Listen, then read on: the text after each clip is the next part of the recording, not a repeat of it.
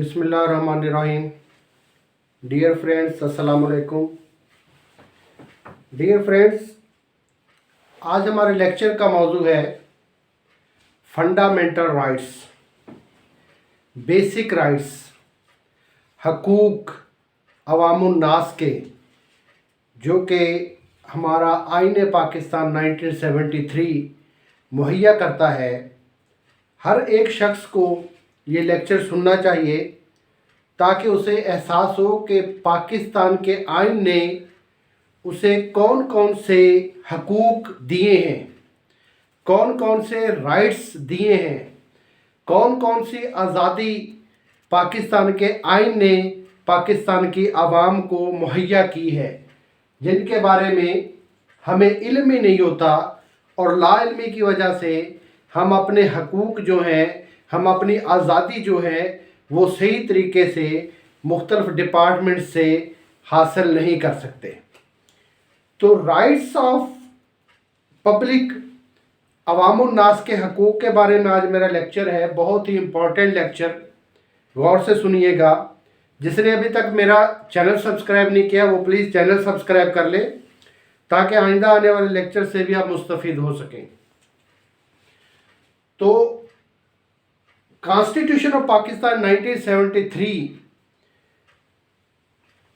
जो कि पार्ट 2 में चैप्टर 1 जो कि आर्टिकल 8 से लेकर 28 तक है, ये हमारे फंडामेंटल राइट्स के बारे में है। आइन जो हमें तहफ़्फ़ुज़ मुहैया करता है ये उसके बारे में है। तो चैप्टर 2 जो स्टार्ट होता है वो असल में आर्टिकल 7 से होता है, तो इसलिए मैंने आर्टिकल 7 भी लिखा है। लेकिन जो फंडामेंटल राइट्स हैं वो स्टार्ट होते हैं आर्टिकल 8 से लेकर 28 तक। तो सबसे पहले आर्टिकल 7 क्या है? आर्टिकल 7 में डिफिनेशन है ऑफ स्टेट के स्टेट जो है उसे स्टेट किसे कहा जाता है। डिफिनेशन ऑफ स्टेट आर्टिकल 7 में स्टेट जो है वो आर्टिकल 7 के मुताबिक फेडरल गवर्नमेंट, मजलिस शूरा, पार्लियामेंट जिसमें बहुत हाउसेज आ जाते हैं, सेनेट भी और पार्लियामेंट भी, असेंबली भी, नेशनल असेंबली भी, फेडरल गवर्नमेंट, मजलिस शूरा, प्रोविंशियल गवर्नमेंट, प्रोविंशियल असेंबलीज और authority, the authority which charge the public the authority which can put taxation or cess upon the public। ये है स्टेट की डिफिनेशन। फेडरल गवर्नमेंट, मजलिस शूरा, provincial government और provincial assemblies और authorities, ये है article 7 के मुताबिक डिफिनेशन ऑफ द स्टेट। अब हम अपने बेसिक जो हमारा लेक्चर का मौजू है फंडामेंटल राइट्स उसके बारे में आते हैं, जो कि आर्टिकल 8 से शुरू होता है। आर्टिकल 8 कहता है एनी लॉज इनकंसिस्टेंट और डेरोगेशन। इनकंसिस्टेंट और डेरोगेशन, इनकंसिस्टेंट का मतलब है इनहराफ, वो कानून जो मुनहरिफ हो, इनहराफ करे, और डेरोगेशन का मतलब होता है कमी या कमी करे। फंडामेंटल राइट्स में ऐसे कानून नहीं बनाए जा सकते, वो कानून वाइड होंगे। पार्लियामेंट ऐसा कोई कानून नहीं बना सकता जो पब्लिक के, अवाम के फंडामेंटल राइट्स, हकूक़ में कमी करे या उस हकूक़ से इनहराफ करे। ऐसे कोई भी कानून जो है वो वाइड होंगे आर्टिकल 8 के तहत। और आर्टिकल 9 जो है वो हमें मुहैया करता है कि no person can deprive life and liberty of any person. यानी कि आर्टिकल 9 हमें हमारी ज़िंदगी का तहफ़्फ़ुज़ देता है और हमारी लिबर्टी का तहफ़्फ़ुज़ देता है आर्टिकल 9। और आर्टिकल 10 जो है वो सेफगार्ड मुहैया करता है। किस चीज़ के मतलब सेफगार्ड? Safeguard of arrest. किसी भी आदमी को गैर कानूनी तौर पर गिरफ्तार नहीं किया जा सकता। आर्टिकल 10 हमें किसी भी ऐसी अरेस्ट से, किसी भी ऐसी डिटेंशन से तहफ़्फ़ुज़ मुहैया करता है। और अगर किसी को गिरफ्तार किया जाए तो आर्टिकल 10 के मुताबिक उसको राइट होगा कि वो अपने पसंद के लॉ काउंसिल से रब्ता कर सके और और काउंसिल उसको मुहैया किया जाए। और आर्टिकल 10 ही कहता है कि अगर किसी को अरेस्ट किया गया है तो 24 घंटे के अंदर अंदर उसे मैजिस्ट्रेट के सामने पेश करना लाजमी है, अदरवाइज ये गैर आइनी अमल होगा पुलिस का। लेकिन ये होता नहीं है। हमारे यहाँ तो पुलिस कई कई दिन तक जो है वो मुल्ज़िम को जेल में बंद रखती है और उसे मैजिस्ट्रेट के सामने पेश ही नहीं किया जाता। लेकिन जब पेश करती है मैजिस्ट्रेट के सामने तो वो कहती है हमने इसको 2 घंटे पहले, 4 घंटे पहले या 20 घंटे पहले अरेस्ट किया है। तो वो जो पिछला टाइम जो जेल में वो रहकर आया है 4-5 दिन, वो उसे छुपा लेती है। ये आपका राइट है कि अगर आपको अरेस्ट किया जाए तो आपको 24 घंटे के अंदर अंदर मैजिस्ट्रेट के सामने पेश करना है और आपका हक है कि आपको अपनी पसंद के कंसल्टेंट, अपनी पसंद के काउंसिल से रब्ता करने की इजाज़त दी जाए। ये हमें आर्टिकल 10 मुहैया करता है। इस वजह से अगर किसी को भी पुलिस गिरफ्तार करती है तो वो कहे कि जनाब मुझे मैजिस्ट्रेट के सामने पेश करें। अगर 24 घंटे के बाद पेश कर सकती है तो पेश करती है। तो आप जब मैजिस्ट्रेट के सामने जा रहे हैं वहाँ पर मैजिस्ट्रेट को दरख्वास्त दें, उसे कहें कि मुझे इजाज़त दी जाए ताकि मैं एप्लीकेशन दूं कि मुझे 24 घंटे से ज़्यादा हो गया है गिरफ्तार किए हुए और पुलिस ने गैर आइनी काम किया है, यानी वायोलेशन ऑफ आइन, violation of law, violation of constitution. तो ये आपका हक है कि 24 घंटे के अंदर आपको मैजिस्ट्रेट के सामने पेश करना है। और 10A जो है, जो न्यू इंजर्शन है कॉन्स्टिट्यूशन ऑफ पाकिस्तान में, वो आपको फेयर ट्रायल का हक देता है कि हर किसी का ये हक है कि उसे with in due process of law के तहत डील किया जाए, उसे फेयर ट्रायल का हक दिया जाए, उसे उसकी पसंद का लॉयर मुहैया किया जाए और उसे उसके डिफेंस करने के लिए पूरा अपने केस का डिफेंस करने के लिए पूरा मौका दिया जाए। और आर्टिकल 11 बहुत ही अहम आर्टिकल है, article 11 of constitution of Pakistan, जो कि स्लेवरी, गुलामी की नफी करता है कि किसी को गुलाम नहीं बनाया जा सकता, जो कि फोर्स लेबर, जबरदस्ती काम लेने की नफी करता है कि किसी से भी जबरदस्ती काम नहीं लिया जा सकता।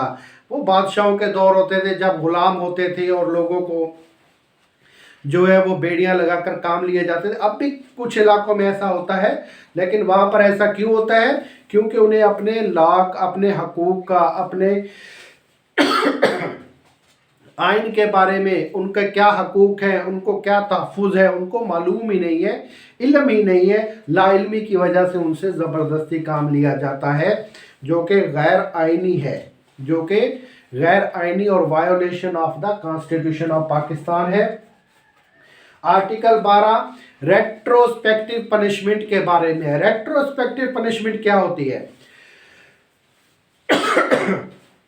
रेट्रोस्पेक्टिव पनिशमेंट वो होती है कि जब आपने कोई ऐसा अमल किया था जो उस वक्त, जब आपने जिस तारीख को वो आपने अमल किया था उस तारीख को वो गैर कानूनी नहीं था और बाद में वो गैर कानूनी डिक्लेयर होता है, तो आपको अपने उस माजी के उस अमल की वजह से गिरफ्तार नहीं किया जा सकता, क्योंकि जब आपने वो काम किया था उस वक्त वो काम गैर कानूनी नहीं था। अगर बाद में वो काम गैर कानूनी डिक्लेयर कर दिया जाता है या गैर कानूनी कहा जाता है किसी लॉ, जो पार्लियामेंट लॉ बनाती है उसके तहत, तो आपको उस माजी के एक्ट की वजह से, माजी के अमल की वजह से मुस्तकबिल में गिरफ्तार नहीं किया जाएगा, क्योंकि जब आपने वो अमल किया था उस वक्त वो एक जुर्म नहीं था।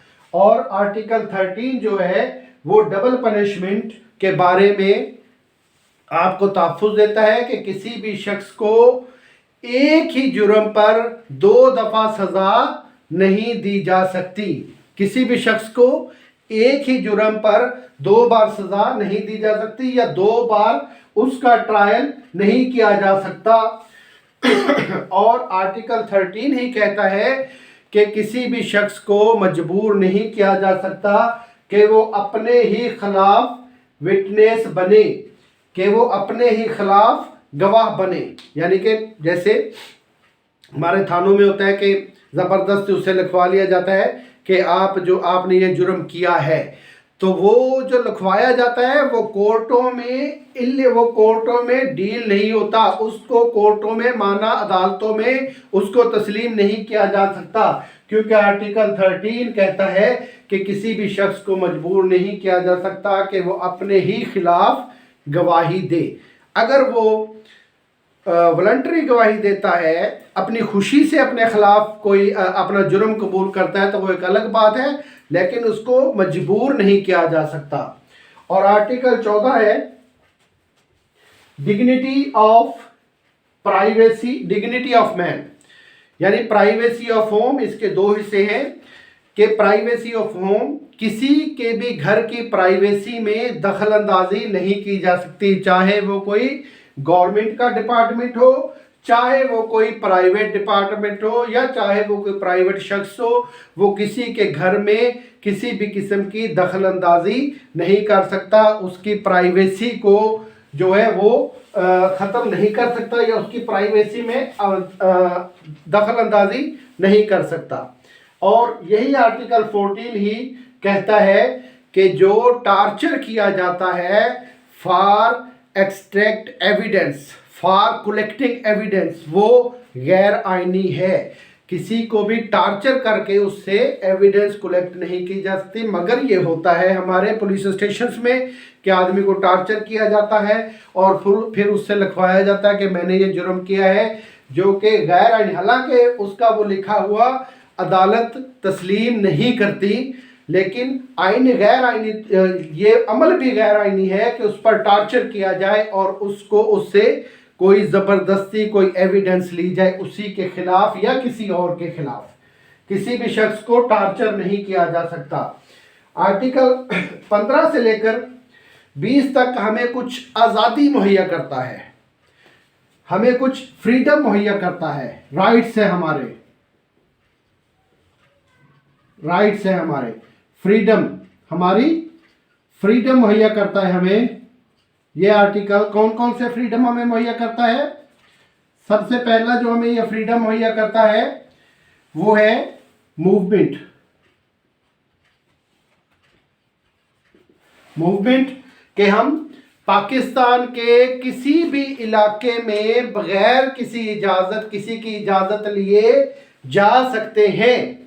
हम पाकिस्तान के किसी भी इलाके में मूव कर सकते हैं, ये हमें आर्टिकल 15 मुहैया करता है। और दूसरा क्या है? दूसरा है freedom of assembly. Freedom of assembly यानी कि कुछ लोग किसी भी जगह इकट्ठे होकर कोई भी कानूनी अमल कर सकते हैं, असेंबली कर सकते हैं, मिल सकते हैं, कोई अपना जो उनका मसला होगा वो पेश कर सकते हैं। फ्रीडम ऑफ असेंबली जो है वो हमें मुहैया करता है आर्टिकल 16। और है फ्रीडम ऑफ एसोसिएशन।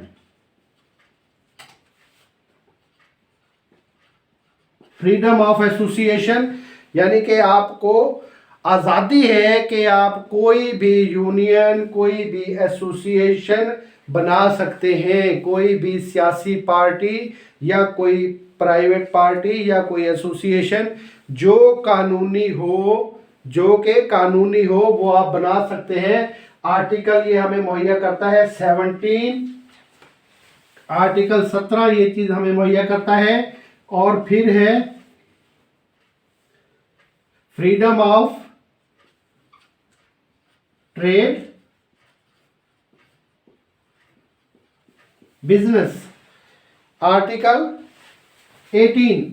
आर्टिकल 18 आपको मुहैया करता है कि आप कोई भी बिजनेस, कोई भी ट्रेड, तजारत कर सकते हैं। और आर्टिकल 18 और आर्टिकल 19 आपको मुहैया करता है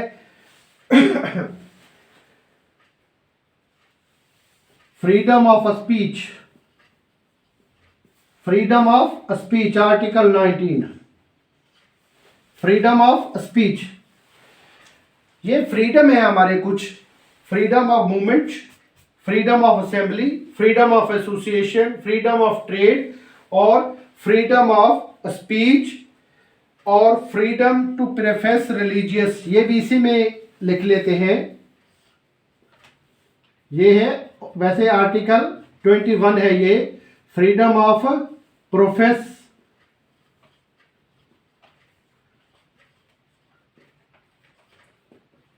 प्रोफेस रिलीजन, ये भी हम इसी में कर लेते हैं। हालांकि 20 मैंने छोड़ दिया है, वो आपको बाद में पढ़ाते हैं। ये हमारे कुछ राइट्स हैं, फ्रीडम है, आज़ादी है, लेकिन ये आज़ादी जो है वो ऐसी आज़ादी नहीं है कि आप कुछ भी कर सकते हैं। इस पर कुछ आइन ने रेस्ट्रिक्शन लगा दी हैं। कौन कौन सी रेस्ट्रिक्शन लगाई हैं?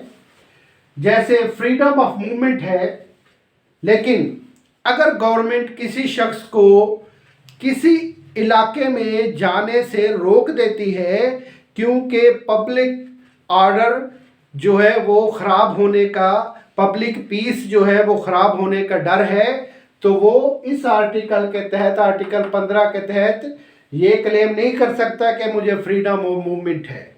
जैसे कुछ अर्सा पहले इमरान खान को कराची में जाने से रोक दिया गया था, और तो ऐसी रेस्ट्रिक्शन जो है वो गवर्नमेंट लगा सकती है इस आर्टिकल के होते हुए, क्योंकि ये पीस का मसला है, अमन व अमान का मसला है। अगर अमन व अमान में किसी खलल का डर हो तो किसी शख्स को किसी खास जगह पर जाने से गवर्नमेंट रोक सकती है। और फ्रीडम ऑफ असेंबली है, असेंबली आप करके किसी भी जगह इकट्ठे होकर कोई गैर कानूनी अमल नहीं कर सकते। आप इकट्ठे होते हैं, चलो चलते हैं फला आदमी को मार के आते हैं और आप उसको कत्ल कर देते हो और आप कहते हैं जी हमें तो फ्रीडम ऑफ असेंबली है, हम इकट्ठे हो सकते हैं। ये इकट्ठे नहीं हो सकते, इकट्ठे होकर कोई गैर कानूनी काम नहीं कर सकते। कानूनी तौर पर आप इकट्ठे हो सकते हैं, आईनी तौर पर, लेकिन उस असेंबली से, उस गैदरिंग से अगर आपकी नीयत यह है कि आपने कोई इलीगल एक्ट करना है तो वो आपको इजाज़त आइन नहीं देगा कि आप असेंबली कर सके। और फ्रीडम ऑफ एसोसिएशन है, इसके लिए इजाज़त लेना पड़ती है। अगर कोई सियासी पार्टी बनानी है रजिस्ट्रेशन कराना पड़ती है जो कानून के मुताबिक है, बगैर रजिस्ट्रेशन के नहीं। और फ्रीडम ऑफ ट्रेड और बिजनेस है, आप कहें जी मुझे आइन इजाज़त देता है, मैं तो कोई भी बिजनेस कर सकता हूँ, और आप हेरोइन बेचना शुरू कर दें, आप चर्स बेचना शुरू कर दें, जी मुझे आइन इजाज़त देता है। नहीं, फ्रीडम ऑफ ट्रेड आपको किस चीज़ की इजाज़त है? ऐसी तिजारत की जो कि पाकिस्तान के या किसी गैर मुल्की कानून के तहत, जो अगर क्या आप ट्रेड वो बाहर भेज रहे हैं, जिस मुल्क में भेज रहे हैं वहाँ के मुल्क के कानून के मुताबिक और पाकिस्तान के मुल्क के कानून के मुताबिक, वो तिजारत, वो चीज़ जो आप तिजारत कर रहे हैं जिसके लिए, वो गैर कानूनी ना हो, वो इल्लीगल ना हो। और बिजनेस, ऐसा बिजनेस आप नहीं कर सकते आप चौक में खड़े हो जाए और असला बेचना शुरू कर दे, जी मुझे तो इजाज़त दी है आइन ने और मैं कोई भी बिजनेस कर सकता हूँ, मैं कोई भी चीज़ सेल परचेज कर सकता हूँ। ये नहीं, ऐसा बिजनेस, ऐसा काम जो पाकिस्तान के कानून के तहत गैर कानूनी ना हो, इल्लीगल ना हो, वो बिजनेस और वो ट्रेड करने की आपको इजाज़त है। और फ्रीडम ऑफ स्पीच, ये तो बहुत ही, इसमें तो बहुत ही रेस्ट्रिक्शंस है फ्रीडम ऑफ स्पीच, और इसको प्रेस भी कर देते हैं, फ्रीडम ऑफ स्पीच और प्रेस। फ्रीडम ऑफ प्रेस भी इसी के साथ है 19 आर्टिकल में। इसमें बहुत सी रेस्ट्रिक्शंस हैं। आप ये नहीं कर सकते कि आप चौक में खड़े होकर किसी को गालियां निकालना शुरू कर दें और कहे जी मुझे तो फ्रीडम ऑफ स्पीच है, मैं तो कुछ भी बोल सकता हूँ। नहीं, आर्टिकल 19 ने बहुत सी पाबंदियां लगाई हैं फ्रीडम ऑफ स्पीच पर। कौन कौन सी लगाई है आर्टिकल 19 ने? सबसे पहले उसने कहा है glory of Islam, glory of Islam. यानी इस्लाम की शोहरत को नुकसान पहुंचाने की इजाज़त आपको नहीं है। आप कोई भी ऐसी स्पीच नहीं कर सकते जिससे इस्लाम की शोहरत को नुकसान पहुंचे। या इंटीग्रिटी, इंटीग्रिटी है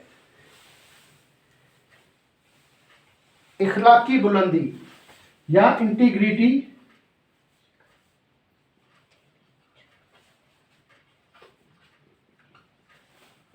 आपको ऐसी स्पीच नहीं कर सकते जो गैर इखलाकी हो। आपकी स्पीच में इखलाकियात का होना ज़रूरी है। और फॉरेन रिलेशंस, और है फॉरेन रिलेशंस, यानी आप कोई भी ऐसी स्पीच नहीं कर सकते जिससे गैर मुल्की रिलेशंस जो है वो खराब होने का खतरा हो, फॉरेन रिलेशंस। और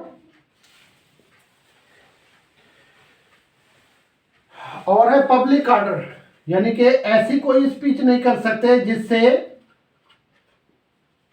अमन व अमान खतरे में पड़ जाए, यानी किसी की दिल आज़ारी नहीं कर सकते। अगर आप एक फ़िरके से ताल्लुक़ है तो दूसरे फ़िरके की दिल आज़ारी नहीं कर सकते। उस दिल आज़ारी की वजह से अमन व अमान का ख़तरा हो सकता है। और इन सूरतों में, और दूसरी अखलाकी बुलंदी, जो भी आप स्पीच करेंगे उसमें अखलाकियात का होना लाजमी है, अखलाकी बुलंदी का होना या अखलाकियात का होना लाजमी है, जो कि आजकल वैसे ही नहीं है। ना हमारे सियासतदानों में है, ना हमारे उलमा के लहजे में है, ना हमारे प्राइवेट लोगों के लहजे में है, ना पढ़े लिखे ना अनपढ़, किसी के लहजे में इखलाकियात तो अब बची ही नहीं पाकिस्तान में।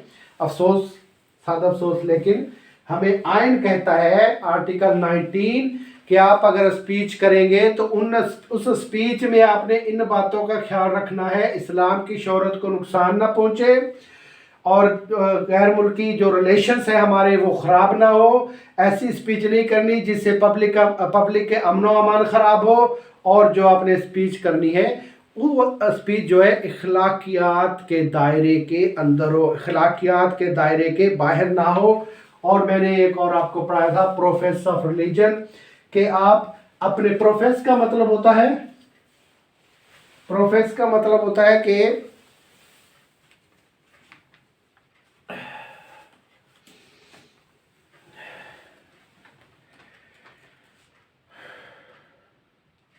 प्रोफेस अपने रिलीजन को बढ़ाना, अपने मज़हब के बारे में प्रोपेगेंडा करना, अपने मज़हब को बताना। Profess of religion article 21। और maintain of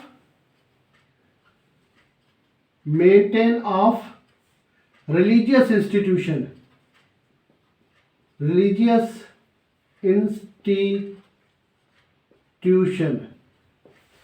profess of religious भी कर सकते हैं और आप रिलीजियस इंस्टीट्यूशन को मेंटेन भी कर सकते हैं। ये आपको आपकी जो है वो आर्टिकल 21 आपको फ्रीडम देता है, आपको आज़ादी देता है।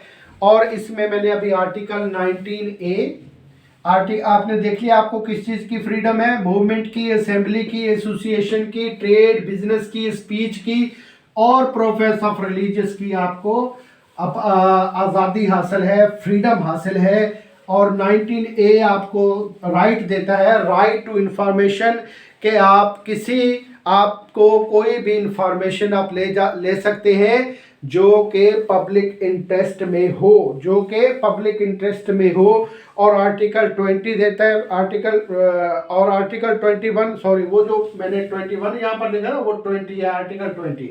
और आर्टिकल 21 जो है वो आपको देता है सेफ गार्ड। किस चीज़ के बारे में सेफ गार्ड?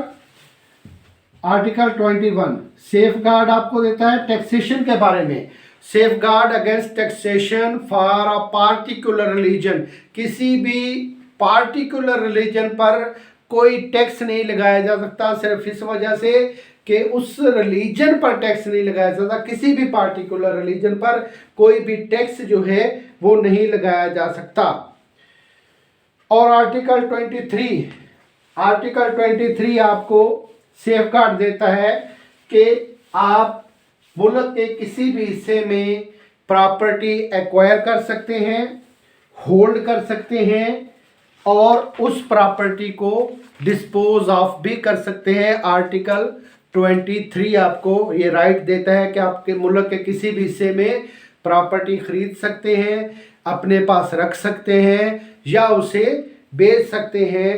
और 24 आर्टिकल भी प्रॉपर्टी के बारे में है कि किसी को भी किसी भी शख्स की प्रॉपर्टी उस को डिप्राइव नहीं किया जा सकता, उस शख्स से छीना नहीं जा सकता, लेकिन उस शख्स से खरीदी जा सकती है। जैसे गवर्नमेंट जो है वो कोई फैक्ट्री लगाती है या रोड्स बनाती है या कोई और ऐसी चीज़ बनाती है, तो वो उसके मालिक से वो प्रॉपर्टी छीनेगी नहीं बल्कि खरीदेगी और उसको वो रेट देगी जो कि कानून के मुताबिक वहाँ पर मौजूद होगा, जो कि कानून के मुताबिक वहाँ पर अप्लाई हो सकेगा। और आर्टिकल 25 आपको देता है इक्वलिटी ऑफ सिटीजन, के तमाम सिटीजन्स जो हैं वो बराबर हैं, किसी को रंग, नस्ल और मज़हब की बुनियाद पर कम या ज़्यादा नहीं समझा जा सकता। तमाम सिटीजन्स जो है वो आइन की नज़र में और कानून की नज़र में बराबर हैं।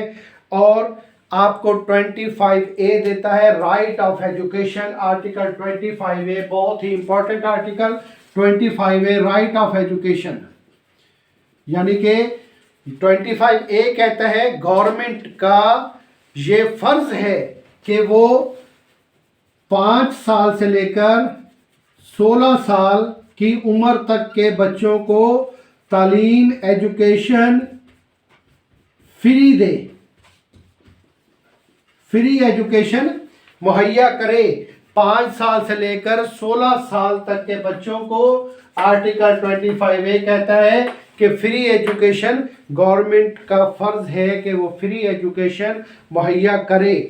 और article 26 non discrimination, non discrimination access to public places, यानी आर्टिकल 26 है कि किसी भी पब्लिक प्लेस पर किसी भी शख्स को जाने से नहीं रोका जा सकता, सिर्फ इस वजह से कि उसका रंग, नस्ल या मजहब और है। हर कोई शख्स किसी भी पब्लिक प्लेस पर जा सकता है, लेकिन ये आर्टिकल 26 कुछ रेस्ट्रिक्शन लगाता है। वो रेस्ट्रिक्शन क्या है कि अगर गवर्नमेंट बच्चों के लिए या औरतों के लिए कोई पार्क बनाती है तो वो पाबंदी लगा सकती है कि यहाँ पर मर्द इंटर नहीं हो सकता, सिर्फ बच्चे और औरतें इंटर हो सकते हैं। आर्टिकल 26 हर शख्स को हक देता है कि वो किसी भी पब्लिक प्लेस पर जा सकता है, उसको रोका नहीं जा सकता। और आर्टिकल 27 जो है वो safe guard in against discrimination of service, के किसी भी शख्स को पाकिस्तान की सर्विस में आने से इस वजह से नहीं रोका जा सकता कि उसका मज़हब और है, उसका रिलीजन और है, या उसका अपना या वो मर्द है या औरत है, या उसका जो है वो या उसका रिलीजन या मर्द या रंग या नस्ल और की वजह से उस पर पाबंदी नहीं लगाई जा सकती। और हर पाकिस्तानी सिटीज़न को ये हक है कि वो किसी भी पाकिस्तानी गवर्नमेंट में जो कि उस वक़्त कानून लागू होगा वो अप्लाई कर सकता है। अब उसको मिले ना मिले ये तो वो उस कानून के मुताबिक अमल दरामद होगा जो उस वक़्त अप्लाई हो रहा हो। और लास्ट आर्टिकल्स है article 28 preservation of language, script and culture. Preservation of language article 28 है, प्रिजर्व लैंग्वेज,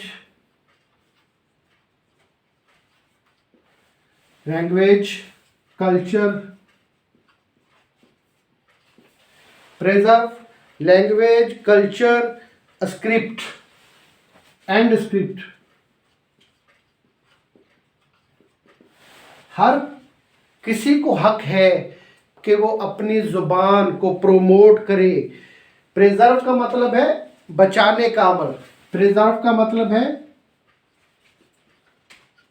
बचाने का अमल, यानी हर किसी शख्स को ये राइट है कि वो अपनी लैंग्वेज, कल्चर या स्क्रिप्ट को बचाने के अमल के लिए कोई भी अमल कर सकता है। जैसे वो कोई उसका इंस्टीट्यूशन खोल सकता है, उसके बारे में स्कूल खोल सकता है, या उसको प्रोमोट कर सकता है, प्रिजर्व कर सकता है, या क्या कर सकता है, प्रोमोट, प्रिजर्व और प्रोमोट। उसको यह हक है कि वो अपनी जुबान, अपने कल्चर और अपने स्क्रिप्ट को बचाने के लिए अपना उस जुबान, कल्चर या स्क्रिप्ट को प्रोमोट कर सकता है, चाहे वो कोई भी तरीका हो, कोई इंस्टीट्यूशन खोलना, कोई मीटिंग रखना, लोगों से मिलना, अपनी ज़ुबान के बारे में उनको बताना या अपने कल्चर के बारे में उनको बताना, तो उसको रोका नहीं जा सकता। डियर फ्रेंड्स, आज हमारा बहुत अहम लेक्चर था कि हकूक़, फंडामेंटल राइट्स, बुनियादी हकूक़ लोगों के क्या हैं। ये लेक्चर हर किसी को सुनना चाहिए ताकि आपको मालूम हो सके कि हमारे बुनियादी हकूक़ क्या हैं। अभी तक जिसने मेरा चैनल सब्सक्राइब नहीं किया वो प्लीज़ मेरा चैनल सब्सक्राइब कर ले और बेल आइकन को प्रेस कर दे, ताकि आइंदा हम जो लेक्चर अपलोड करेंगे वो इंशाल्लाह लेक्चर होगा about the transfer of property act के बारे में, और उसके बारे में भी बहुत ही अहम लेक्चर नेक्स्ट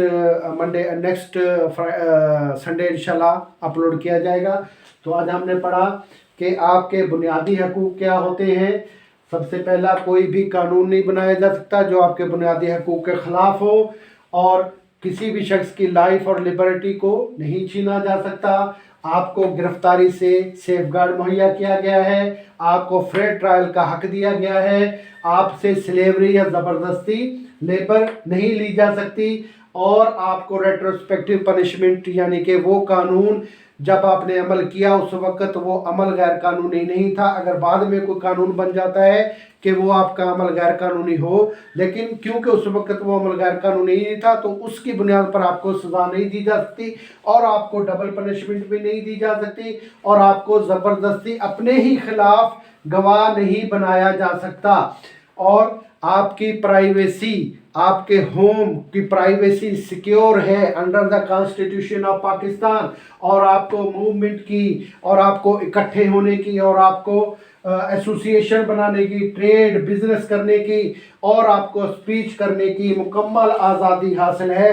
और आपको ये भी आज़ादी हासिल है कि आप कोई भी इंफॉर्मेशन ले सकते हैं जो पब्लिक इंटरेस्ट के बारे में हो, और आपको आज़ादी है कि आप अपने रिलीजन को जो है वो मेंटेन करें, अपने रिलीजन को प्रोपेगेट करें, अपने रिलीजन के मुताबिक इंस्टीट्यूशन बनाएं, और आपको सेफगार्ड हासिल है कि उस किसी पार्टिकुलर रिलीजन पर कोई टैक्स नहीं लगाया जा सकता, और आपको राइट है कि आप मुल्क में, पूरे पाकिस्तान में कहीं भी प्रॉपर्टी ख़रीद सकते हैं, उसको होल्ड कर सकते हैं, उसको बेच सकते हैं, और आपको प्रोटेक्शन है कि कोई भी आपकी प्रॉपर्टी ज़बरदस्ती नहीं छीन सकता, और आपको राइट है कि आपको एजुकेशन 5 से 16 साल की उम्र तक के बच्चों को फ्री मुहैया की जाए। ये गवर्नमेंट का फ़र्ज़ है और ये गवर्नमेंट को करना है, ये नहीं कि नहीं करना है गवर्नमेंट को। आइन कहता है कि आपको फ्री एजुकेशन देनी है 5 साल से लेकर 16 साल के बच्चे को, और आपको सर्विस में डिस्क्रिमिनेशन नहीं किया जा सकता, और आपको किसी भी पब्लिक प्लेस पर जाने से रंग, नस्ल और रिलीजन की बुनियाद पर नहीं रोका जा सकता, और आपको आज़ादी हासिल है कि आप अपनी लैंग्वेज, स्क्रिप्ट और कल्चर को बचाने का या प्रोमोट करने का कोई भी अमल कर सकते हैं। Dear friends, thank you so much. आज का लेक्चर पूरा हुआ। प्लीज़ तमाम लोग इसे सुने ताकि वो अपने हकूक़ के बारे में जान सके। Thank you so much.